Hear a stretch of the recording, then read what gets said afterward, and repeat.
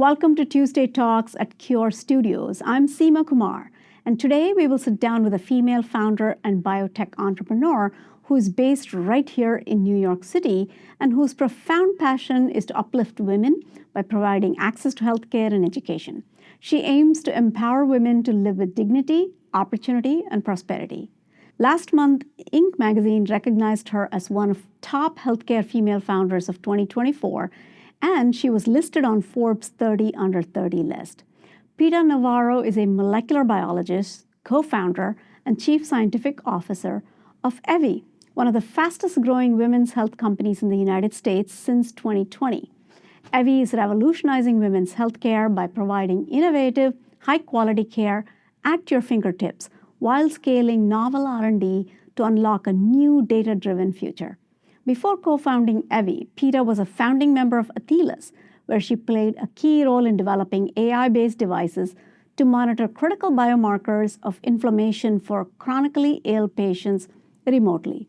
Welcome to Cure, Pita. Thank you so much for having me. It's a pleasure to be here. Great to have you here, host you here at Cure. Thank you. So, congratulations on your company's great success so far, and, especially so early on in your founding.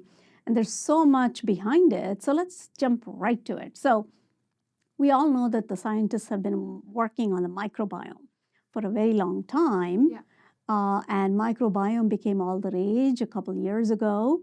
But the one thing that we don't hear much about is the vaginal microbiome. So tell me why studying the vaginal microbiome is so important to women's health outcomes. Yeah, I think there's two main reasons we started with the vaginal microbiome. I think the first is that vaginal discomfort is the leading reason women seek healthcare advice, and 90% of those cases can be attributed to the vaginal microbiome. That's when you see things like bacterial vaginosis, yeast infections, and so much more.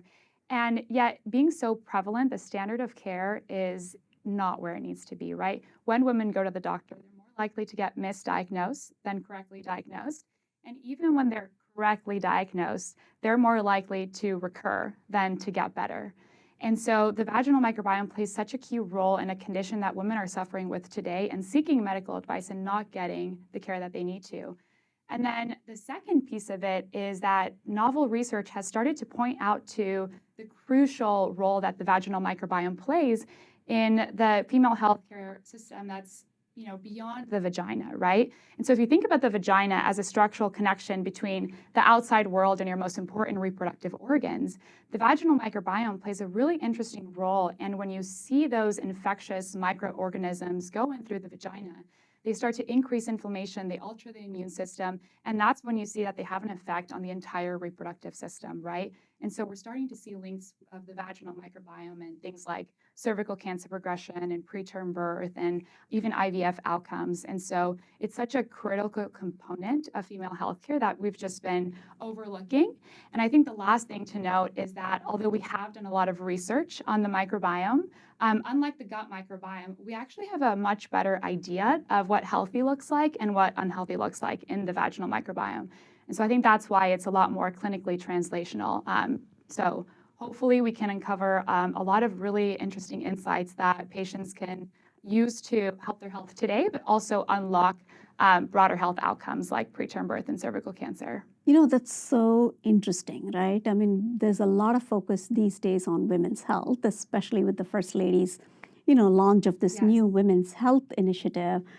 But we all have known about, yeast infection, as we call it, right, on the street, on the just like common lay terms, for a very long time. And we've been regarding it as a nuisance, something to just take a couple pills and you just get over. But really, it can be the first thing that is an indication that there is something broader going on. And one of your company's mission is to really close the gender gap, right, by discovering and leveraging biomarkers. Right. And you're doing this today with an AI-powered platform that contains microbiome testing, personalized prescription, one-on-one coaching, because it's the whole health. It's not just about, getting, going to the gynecologist or calling the doctor and getting a prescription. So tell me, what is the technology? What is it that you test for? And how this helps women understand more about their health? Yeah, so before we built, prescriptions and care on the health coaching side, we started with just the test. We started with the idea of, there's all of these advances in sequencing technology, yet women are still going to the doctor, and the diagnostic criteria is symptom-based, right? Which is incredibly frustrating because we see with PCR testing, we see then 16S testing, and now we have whole genome sequencing, we have RNA sequencing. We can tell exactly what bacteria is causing the symptoms, yet we choose to smell a swab or use pH, which are very crude metrics. And so we started with the test, and we started really educating women and proving, science backed of this is what we understand, this is what we don't understand. And then we would tell, women, go to the doctor and take these test results and take these papers, these are the new treatments that they should be using, or this is what they should be looking at. And we started realizing that we were putting women back into a healthcare system that has been previously ignoring them or not being able to treat them. And so we started thinking, can we use all of the data that we now have to basically find much more specific signatures of BV, right? So right now, women are going to the doctor, and when they get diagnosed with something as overly simplified as BV, they don't get better because there's no treatments. And so we looked into our data, and we started stratifying what is now known as vaginitis into over 70 different cohorts and of what bacteria is present, is someone in menopause or not. So we really started looking at the whole body and how does that affect how we should treat them and how we should follow up the patient, who is at risk for high recurrence, who's not. And so we essentially took all of these cohorts and with our medical advisory board started thinking about what are the treatments that are available now that could lead to much more precise treatment. And so we ran a small pilot study with a medical center here in New York, and we were actually able to show that by starting with a much more comprehensive test like ours that uses whole genome sequencing and looking at the whole picture, we were able to put people on treatments that not only changed the microbiome, really prevented recurrence by shifting the microbiome, not just using antibiotics, but also using different types of supplements, in some cases even using estrogen for menopause patients. And we were actually able to see symptom resolution and a reduction in recurrence, which has been so long something that we've been trying to do. And so I think it was just incredibly encouraging for us to look at our data, think about things a little differently with the help of our medical advisory board and help women today. I think it's still very shortcoming and there's so much more we can do, but it was exciting to be able to prove that with more data, we can help more patients and help them get to effective treatment. That's really, really amazing if you sit back and think about it, that with all of the advances we've made in genomic sequencing and testing and all of these other things and whole genome sequencing, et cetera, that we haven't actually applied it to women's health or vaginal health. Yeah. And it's still like the crude old methods, right, of swabbing and looking at the pH and things like that. That's just amazing to think. You actually have the test here. So let's take a look at it. So if a typical woman who is experiencing symptoms, where does she go? What does she do with this? And how does this help her get the answer she needs for today and then predict for tomorrow? Yeah, so it's a very simple test. And so they go to our website, they purchase a test, and we ship it directly to their homes. Taking the test is actually fairly simple. You just swab your vagina, takes about 20 seconds, and then you put the swab into this tube, and then you ship the kit back to our lab. And in our lab, we basically run shotgun metagenomic sequencing, so we're detecting over 700 bacteria and fungi that are there. And then we've basically designed an education-heavy results experience where we start educating women on, this is your microbiome, these are the bacteria and the fungi that we found, and here are some things to know, given you have endometriosis or so a patient fills out a health profile, and then we basically have a curated educational experience from that. And if we believe that we can treat them through our prescriptions, then we offer the patient the opportunity to send their test results to one of our doctors, and then they'll ship the prescription straight to their door. A lot of the times, we also tell them, your microbiome is actually okay. It's relatively healthy. Maybe go to the doctor and get a dermatological exam or look elsewhere. But there's a lot of education that goes on to it. So typically then, aside from prescription and educational resources, are there other sort of helpful advice that you give or counseling that you give to patients as well? Yeah, I think it's important to note that women have been suffering in silos with these conditions for so long that I think the health coaching that we provide, vaginal health is truly mental health, right? It affects all aspects of our life. And it's And the incredibly. diet Yeah. and what you eat, your lifestyle, a lot of things, play a role. Exactly. And so our health coaches are really able to help a woman decipher, what are your triggers? Is it your menstrual cycle? How is that related to the vaginal microbiome? What are some things that change the microbiome? Practice safe sex, or there's several behavioral aspects that they can change based on their triggers.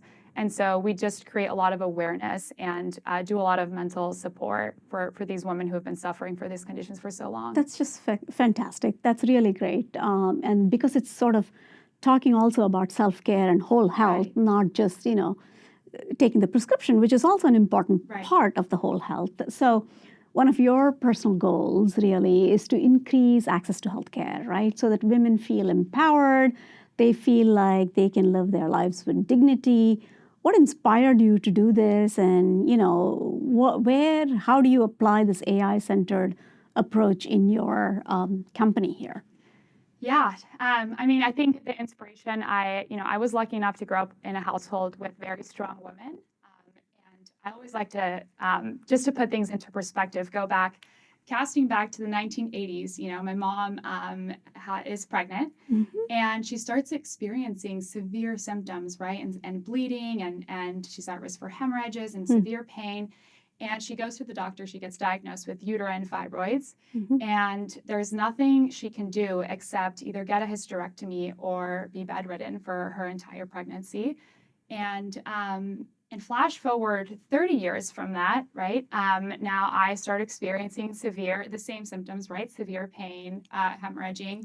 And what the doctors told me is exactly what they told my mom 30 years ago. Wow. Right. And so, and it's not just unique to uterine fibroids, right? You hear the same thing with endometriosis. Most female-specific conditions are similar. So over the last 30 decades, from my mom's generation to mine, there has been no meaningful change, both in diagnostics and in the therapeutics and intervention sector. And so I think it's incredibly disheartening when you look around over the last 30 years and you see all the amazing technological advances that have happened in every aspect of our life. And yet women's health has been so understudied and overlooked. And so I think even though I'm incredibly disheartened, I'm also deeply motivated, right? So that when my daughter goes through the same thing and potentially will have uterine fibroids, because it's very common if your mother has it, that she's able to go to the doctor, get the right diagnostic, and then get the right treatment, and then go back to work, because that's just what we want, right? We want to, just like our male counterparts. And so hopefully the work that we're doing at Evvy will make sure that consumers have access to insights on their health, researchers have access to data sets to empower new discoveries, and then clinicians have access to be able to make much more data-driven informed decisions to improve outcomes at scale, right? And it all starts with building the data and putting the patient at the center. And so I think hopefully we can build a world in which our daughters are no longer dealing with the problems that my mom and I both dealt with. Hooray. Wouldn't that be a great world? Yes. Now, you're a female founder, and there are very few of you, at least in the healthcare arena, right? And female founders get maybe 2% of the capital, right? And so the financing side of the business is just as important, right? First of all, I have a question for you. As a female founder, do you think that there haven't been enough female founders, hence the dearth, or even exposure, or even a personal lived experience of what it feels like to be a woman and deal with the problems they're dealing with? Yeah, I would say, I think it's inevitable. My biggest frustration probably as a female founder, especially in women's health, is that I know deep in my heart that I am solving a problem that is very pervasive, very relevant, is affecting so many women.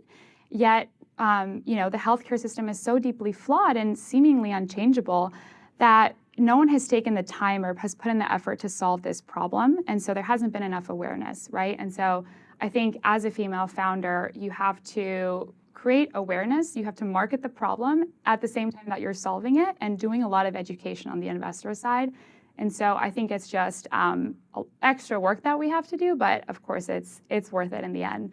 But yeah, I think there's definitely been some bumps in the road, but we've been very lucky in many ways. So you raised what, 20 million in your first round, and what was it? You've been successful, right, in doing this. So tell us a little bit about your financing journey, and how did you go about doing it, raising money? Yeah, it's a great question, and I think it's just an ongoing thing that you, being in a space like women's health, I think there's a lot of responsibility on founders on educating investors, right? And so I think the approach that we have taken was really going out and marketing the problem, like I said, really educating investors on why this isn't a nice to have, why this is a need to have. And I think because we have been able to raise money, we hold, there's a lot of responsibility that I feel to really build the business case and have our investors experience, finance profitability so that that becomes an investment thesis, right?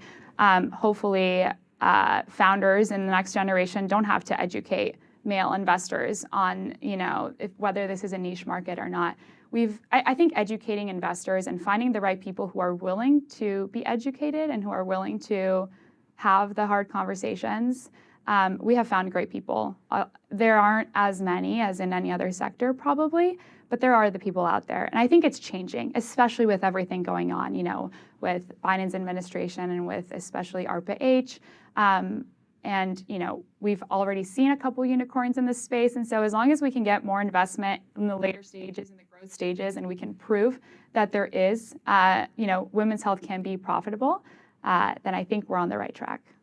So, you've clearly done this well. You've built the right investment case and investment thesis. You've been able to raise money and be successful. So what advice would you have for other women, female founders? What's the best advice you could give them? Maybe 3 tips for how to do this right.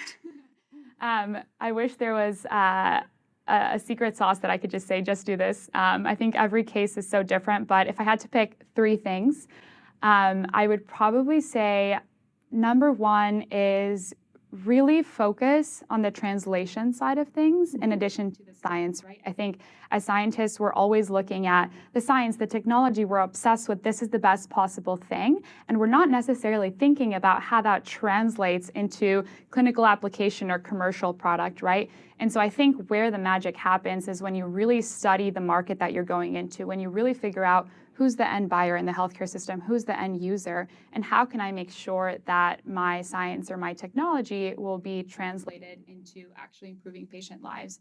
And so the translation side of things is incredibly important, and really just studying, what game is being played on the field and play that game, protect your IP, but play the game and focus on the translation. I think the second thing I would say is you don't need to do anything alone. Build your bench early on, whether that is, mentors that know more in the regulatory side of things, in the clinical side of things, fundraising. I think it has been so important for me to build my bench early on with the right mentors and to lean on those mentors. And then I think the third thing is really just stay persistent and stay patient, right? I think it takes twice as long and twice as much money as you think to build a biotech company, right? Building a life-saving product is so much harder than building another social media app or maybe, a much more simple company. And so just stay persistent and stay patient because it's incredibly rewarding. Just keep going. Yeah. Now, before we end, on that great note, I wanted to ask you, what do you see the future of women's healthcare? How do you envision yourself contributing to that vision? Because there's a larger vision. Yes, there is a lot to do. I think my goal with Evvy is to, one, no longer have syndrome be attached to anything in women's health, right? We need to understand exactly what are the mechanisms of action, what is the right diagnostic, how can we really characterize disease so that we understand how to treat it. And I think, right now we're doing maybe the pap smear every 3 years and then the mammogram. What are all of the things that we need to be doing in order to prevent these conditions, right? And so I think right now we need to leverage all of those signals that the female body is constantly giving off that we've been completely ignoring in our definitions of health and disease, right? And so I think hopefully, if we're able to accomplish what we are set to accomplish, women of all ages, women of all races with any type of risk or condition can know exactly how to prevent diseases and how to treat them. And then they can go on and live healthy lives and be successful at work and be great mothers. So Pita, your first company that you founded, it was based in Mountain View, California, right? And you decided to actually base this company here, right here in the heart of New York City. Why and how has that experience been?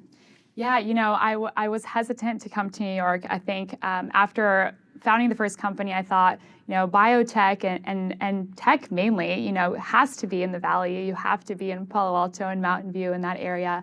My co-founders were living in New York at the time and said, why don't we try out building it in New York first?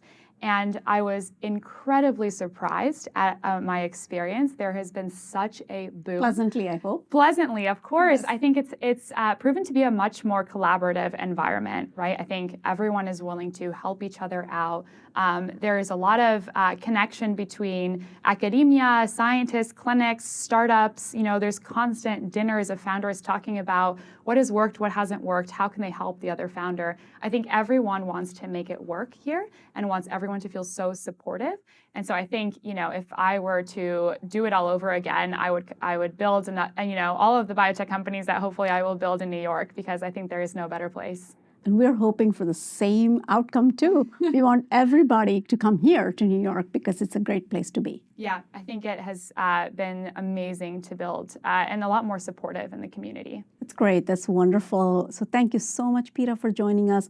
Congratulations on your success, and we wish you all the best as you take this company to new heights and make a big impact on women's health writ large. Thank you for joining us here at Cure. Thank you so much for having me. And thank you all for joining today's conversation. And for more information about our work here at Cure, go to www.wewillcure.com. See you next week.